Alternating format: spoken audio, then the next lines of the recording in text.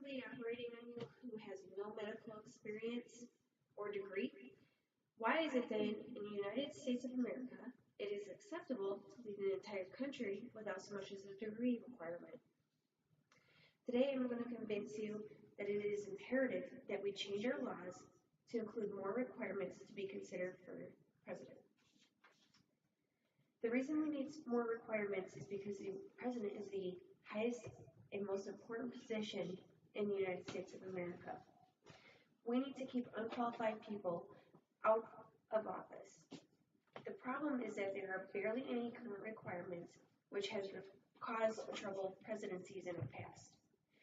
The solution would be to change our policy and law to include more requirements to make sure that we are electing the best of the best, regardless of a party affiliation. So let's begin with talking about today's current requirements. There are only 3 current requirements. You must be 35 years old, a resident of the United States for 14 years, and a citizen of the United States of America.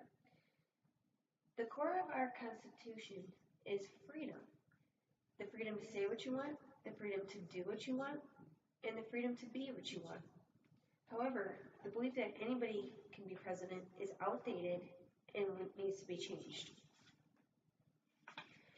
Current nominee Trump stated, "I could stand in the middle of Fifth Avenue and shoot somebody and I would not lose voters."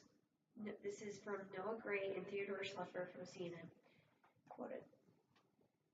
The context of this quote was based on his popularity.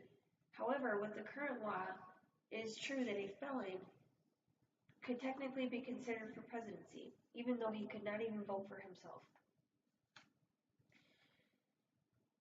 Most other countries have more restrictions than we do. Turkey, for instance, you have to have a degree. In U.S., it is not required for you to have an education. It's expected but not required by law. Most modern presidents do have degrees. However, we have a history of 20 presidential candidates who did not have any educational degree. So Abraham Lincoln is a good example of this. He was a very good president, but he did not actually have a degree. Access to college back then was very limited, but with time we have much more access to college than we did in the past. This is why today it should be required.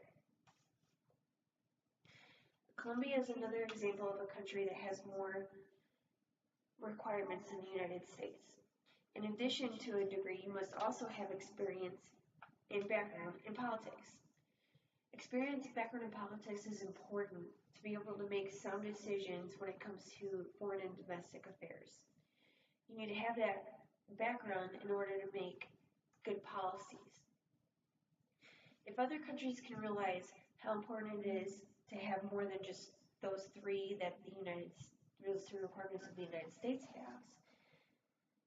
has, then we need to change as well.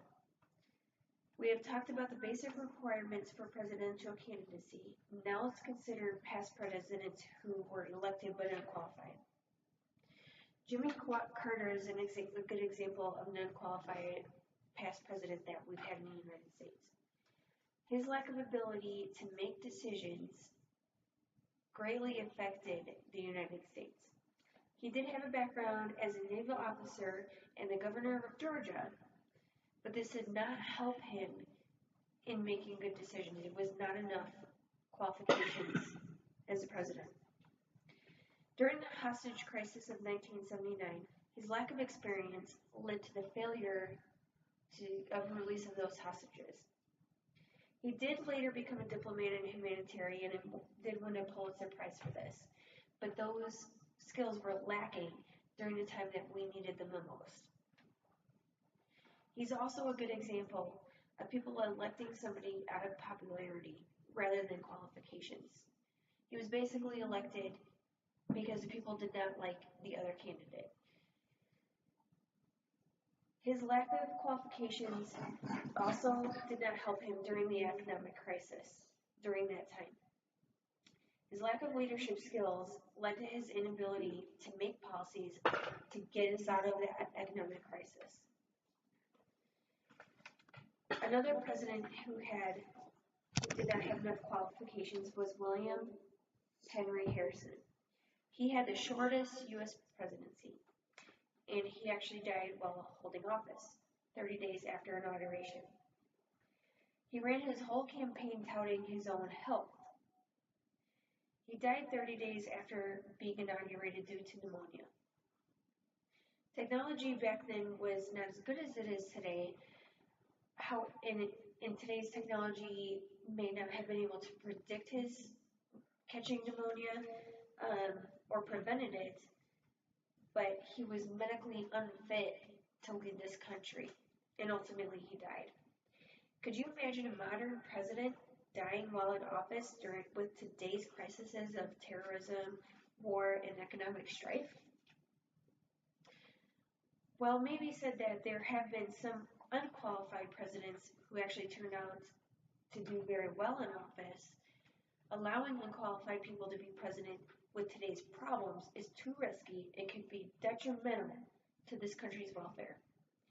We have talked about current regulations and past instances of unqualified presidents. Now let's consider the solution to this problem.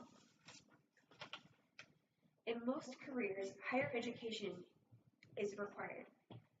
I think for a president, a law degree would be the most desirable attribute to have. Having a law degree would enable a president to interpret laws and make policies.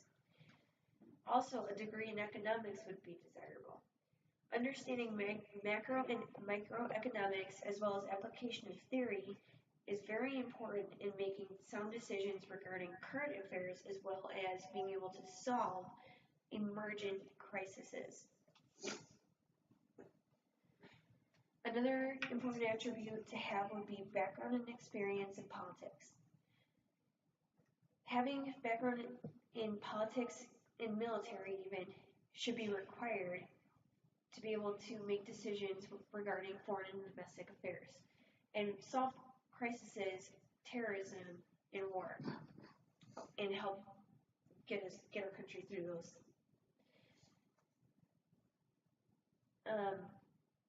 Another attribute that would be very helpful for a president to have would be a background in business.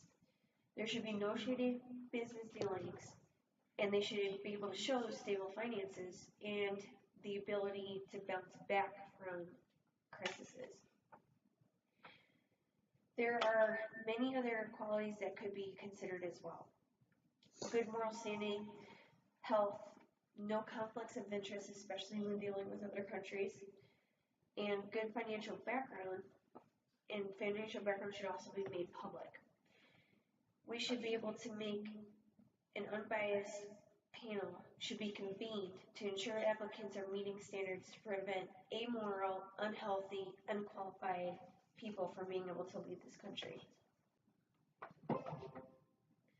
I hope I have proven to you today how important it is to have our laws changed to include more requirements of anybody hoping to be president. The fact is, age, length of residency, and citizenship are not enough requirements. We need to add more. The history of unqualified presidents all but proves this. We need to change our law to add education, experience, and other requirements to ensure the highest quality of people are being elected.